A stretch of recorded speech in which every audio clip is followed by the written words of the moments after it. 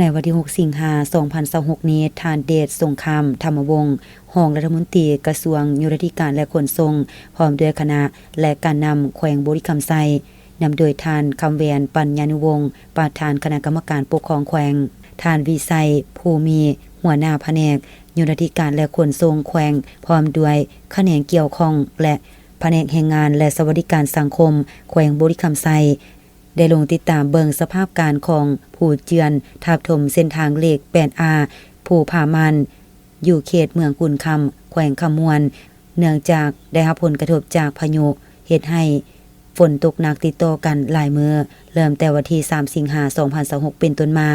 ได้ก่อให้เกิดมีดินโซเจือนทั้งหมด9จุดมีความยาว400เมตรเส้นทางถูกกัดเซาะเสียหายหนัก7จุดมีหลวงยาว435เมตรในนั้นมีการโซะหน้าทางเข้าครัว1จุดยาว20เมตรห้องระบายน้ำข้างทางเสียหายเปเพทั้งหมด2ข้างทางมีหลวงยาวทั้งหมด 3,500 เมตรจุดน้ำท่วม5จุดความยาว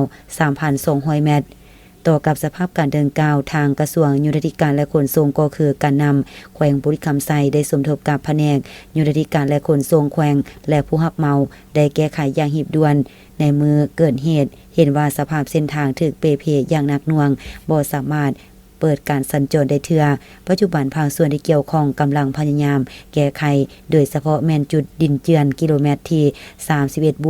31+600ที่ทะลุบ่ซอดย้อนมีหินใหญ่จำนวนหลายอยู่หน้าทางจะต้องได้ใช้4เจาะระเบิดสำหรับเส้นทางที่ถูกกัดเซาะจะได้ท่วมห้องน้ำแก้ไขการสัญจรรถเบาให้เที่ยวได้ปกติในวันที่8สิงหาคม2026ทางนี้ก็เพื่อแน่ใส่ให้การสัญจรได้เที่ยวได้อย่างเป็นปกติส่วนมูลค่าของความเสียหายแม่นกำลัง